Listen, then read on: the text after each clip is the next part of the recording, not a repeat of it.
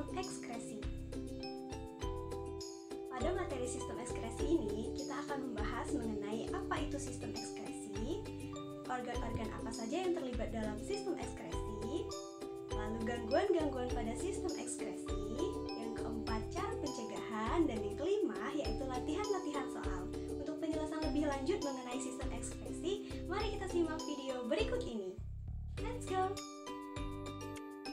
Nah, sebelum membahas lebih jauh mengenai sistem ekskresi, coba Ananda bayangkan, apa yang akan terjadi jika sampah di rumahmu tidak dibuang dalam jangka waktu yang lama? Iya, benar, maka ia akan berbau busuk. Nah, begitu juga dengan tubuh kita. Tubuh juga bisa menghasilkan sampah. Sampah ini merupakan hasil dari proses metabolisme yang tidak digunakan lagi oleh tubuh. Nah, perlu Ananda ketahui bahwa tubuh kita bisa menghasilkan zat sampah. Zat sampah itu bisa berupa urin, keringat, karbon dioksida, urea, bilirubin, dan asam urat. Pengeluaran sisa metabolisme tadi itulah yang disebut dengan ekskresi. Jadi, sistem ekskresi adalah proses pembuangan sisa-sisa zat metabolisme yang tidak lagi dibutuhkan oleh tubuh. Kenapa harus dibuang ya? Tentu saja harus dibuang, karena apabila tidak dibuang maka dapat membahayakan tubuh, bahkan sampai menimbulkan kematian. Serem ya? Nah, mengenai pengertian dari sistem ekskresi sudah selesai. Yang selanjutnya kita akan membahas mengenai organ-organ yang terlibat dalam sistem ekskresi. Nah, di pembahasan kita yang kedua, kita akan membahas mengenai 4 organ ekskresi. Apa aja ya 4 organ itu? Nah, yang pertama, organ ekskresi kita adalah kulit. Organ ekskresi yang kedua yaitu paru-paru. Organ ekskresi kita yang ketiga adalah hati. Organ ekskresi kita yang terakhir adalah ginjal. Untuk memudahkan Ananda mengingat mengenai 4 organ ekskresi, maka Ibu berikan kata kunci. Kata kuncinya yaitu kupahat ginjal. Apa itu kupahat ginjal? Ku untuk kulit, pa untuk paru-paru, hat untuk hati, dan ginjal. Mudah bukan? Kupahat ginjal. Organ ekskresi yang pertama adalah kulit. Nah, sebelum membahas lebih jauh mengenai kulit, Ibu mau tanya, pernahkah Ananda berpikir kenapa di saat kita berolahraga atau di saat cuacanya yang panas, kenapa tubuh kita mengeluarkan keringat? Bagaimana keringat itu bisa keluar dan bagaimana prosesnya? Untuk mencari tahu lebih lanjut, maka simak video berikut ini. Kulit merupakan lapisan terluar dan organ terbesar pada tubuh kita loh. Berat kulit pada tubuh orang dewasa bisa mencapai 3,6 kg. Kulit terdiri dari 3 lapisan, yaitu epidermis, dermis, dan hipodermis. Kulit berfungsi sebagai pelindungan tubuh dari bakteri, debu, panas, dan sinar UV. Selain sebagai pelindung, kulit juga berfungsi sebagai organ ekskresi karena kulit mengeluarkan keringat. Keringat mengandung zat sisa metabolisme seperti urea, garam, dan air. Organ ekskresi yang kedua adalah paru-paru. Paru-paru ada yang paru-paru kanan dan ada yang paru-paru kiri. Sebelum membahas lebih lanjut mengenai paru-paru, nah, Ibu mau tanya, pernahkah Ananda ketika menonton televisi, pernahkah memperhatikan orang-orang yang tinggal di daerah dingin ketika mereka berbicara, maka akan ada asap yang keluar dari mulutnya? Atau pernahkah Ananda bernafas di depan cermin ataupun kaca? Apa yang akan terjadi? Ya, akan ada semacam embun ataupun uap. Itulah yang dinamakan karbon dioksida dan uap air yang dihasilkan dari Paru-paru bukan hanya sebagai organ pernapasan, tapi juga sebagai organ ekskresi. Paru-paru dapat mengeluarkan karbon dioksida, salah satu zat sisa metabolisme juga. Karbon dioksida yang dibawa oleh kapiler darah akan masuk ke dalam alveolus paru-paru. Nah, dari paru-paru, karbon dioksida akan mengalir ke bronkus, trakea, sampai akhirnya akan dikeluarkan melalui hidung saat kita menghembuskan nafas. Organ ekskresi yang ketiga adalah hati.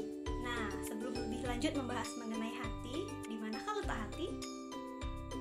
Ya, benar, hati terletak di bawah perut di bagian kanan. Jadi, hati bukan di di sini ya.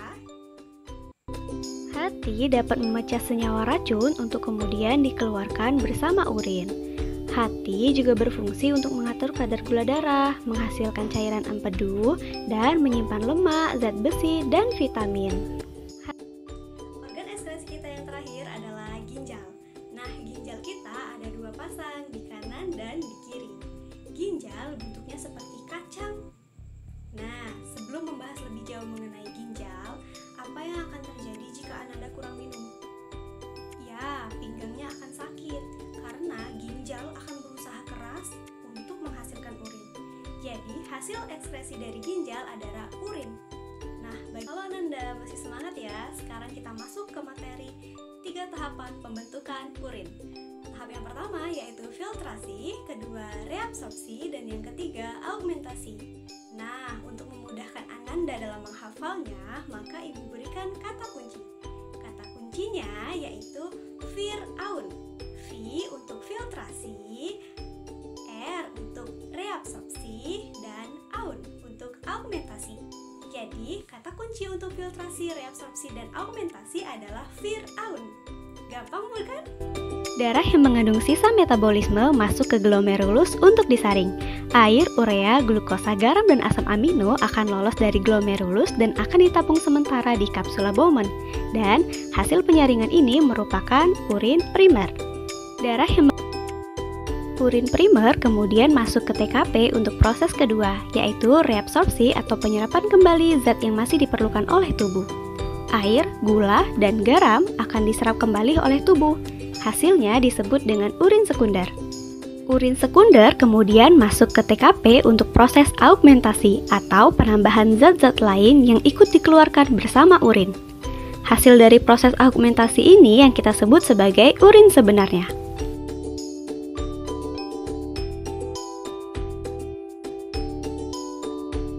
Selanjutnya, kita membahas mengenai gangguan pada sistem ekskresi. Gangguan pada sistem ekskresi di ginjal, contohnya batu ginjal. Batu ginjal disebabkan karena kurangnya cairan di dalam tubuh. Yang kedua, yaitu kulit. Penyakit yang sering dialami di kulit yaitu ruam ataupun gatal-gatal. Yang ketiga, pada paru-paru, contoh penyakitnya yaitu kanker paru-paru yang disebabkan karena terlalu banyak menghirup asap rokok. Maka, hindari merokok ya. Yang keempat, hati. Contoh penyakit pada sistem ekskresi di hati yaitu hepatitis, baik itu hepatitis A maupun tipe B. Nah, dari gangguan sistem ekskresi tersebut, kita bisa melakukan langkah-langkah pencegahan seperti dengan mengonsumsi air putih yang cukup, istirahat yang cukup, olahraga yang teratur, serta dengan rajin mandi atau membersihkan tubuh. Bagaimana Ananda? Mudah bukan materi mengenai sistem ekskresi? Jadi, Ibu ingatkan lagi, kita tadi sudah mempelajari mengenai pengertian sistem ekskresi, organ-organ sistem ekskresi, solusi, serta gangguan pada sistem ekskresi. Nah, Ibu ingatkan lagi buat Ananda, ada 2 kata kunci pada video tadi. Yang pertama yaitu kupahat ginjal. Apa itu kupahat ginjal? Kulit, hati, paru-paru, dan ginjal. Lalu kata kunci yang kedua yaitu Viraun. Apa itu Viraun? Filtrasi, reabsorpsi, dan augmentasi. Mudah bukan belajar ekskresi dengan Ibu Oktrin? Nah, untuk melatih pengetahuan Ananda, mari jawab soal-soal berikut ini.